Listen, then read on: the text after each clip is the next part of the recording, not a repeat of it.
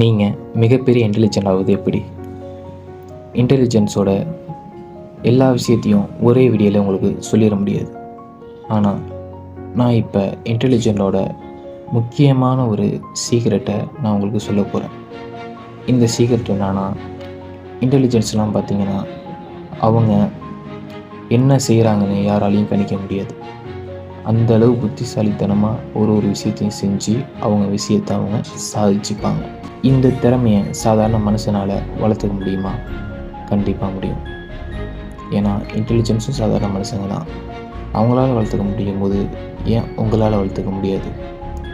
இதுக்கு ஒரு சிம்பிளான ஒரு விஷயத்த சொல்கிறேன். இதை நீங்கள் ஃபாலோ பண்ணிங்கனாலே போதும், இன்டெலிஜென்ட் ஆயிடலாம். என்னென்னா, உங்கள் ஆணவத்தையும் அகங்காரத்தையும் அழிங்க. உங்கள் ஆணவனுங்கிறது என்னன்னு பார்த்தீங்கன்னா, எனக்கு நான் தான் செய்கிறேன் அப்படின்னு நான் நினைக்கிற ஒரு எண்ணம் தான் ஆணவம். அகங்காரம்னா என்னென்னு பார்த்தீங்கன்னா, எனக்கு எல்லாம் தெரியும், என்னால் எல்லா விஷயத்தையும் நான் படிச்சுட்டேன், நான் எல்லாமே புரிஞ்சுக்கிட்டேன், என்னை யாராலையும் தோற்கடிக்க முடியாது அப்படின்னு நினைக்கிறதுக்கு பேர் அகங்காரம்.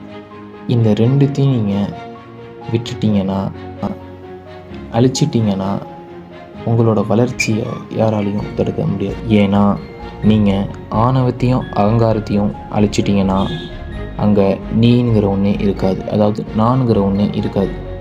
அப்படி ஒன்று இல்லைன்னா கடைசியாக அங்கே இருக்கிறது ஒரே ஆள் மட்டும்தான், கடவுள். அதான் அருட்பெரும் ஜோதி. அந்த அருட்பெரும் ஜோதி தான் எல்லா விஷயத்தையும் செய்யுது. அப்படி இருக்கும்போது நான்கிறது முழுசாக அழியிறப்ப அருட்பெரும் ஜோதி ஆகிய இறைவன் செயல்பட ஆரம்பிச்சிருவான்.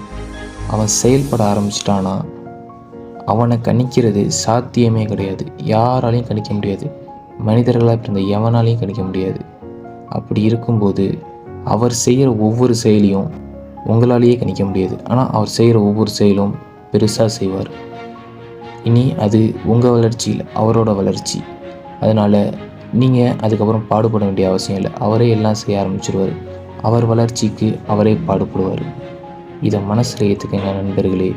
நீங்கள் என்ன செய்கிறீங்கன்னா, உங்கள் ஆணவத்தையும் அகங்காரத்தையும் அழிங்க. அது எப்படி அழிக்கிறதுனா, நீங்கள் எந்த ஒரு செயல் செஞ்சாலும் அது இறைவன் தான் செய்கிறார்னு சொல்லுங்கள். அப்படி சொல்லிக்கிட்டே வர வர வர ஒரு காலப்போக்கில் ஆணவமும் அகங்காரமும் அழிஞ்சிரும். அது ரெண்டும் அழிஞ்சிட்டுனா அதுக்கப்புறமா இறைவன் மட்டும்தான் இருப்பார். அவர் மட்டும்தான் செயல்படுவார். வேறு யாருமே செயல்பட மாட்டீங்க. ஆணவத்தை அழிக்க இறைவனால் தான் முடியும். ஆனால் அகங்காரத்தை அழிக்க கால பைரவரால் முடியும். கால பைரவரை நீங்கள் வழிபட ஆரம்பிச்சிங்கன்னா உங்களுக்குள்ளே உள்ள அகங்காரம் கொஞ்சம் கொஞ்சமாக அழிய ஆரம்பிச்சிடும். கால பைரவரை நல்லா பிடிச்சிக்கிட்டிங்கன்னா உங்கள் அகங்காரத்தை ஈஸியாக அழிச்சிடலாம்.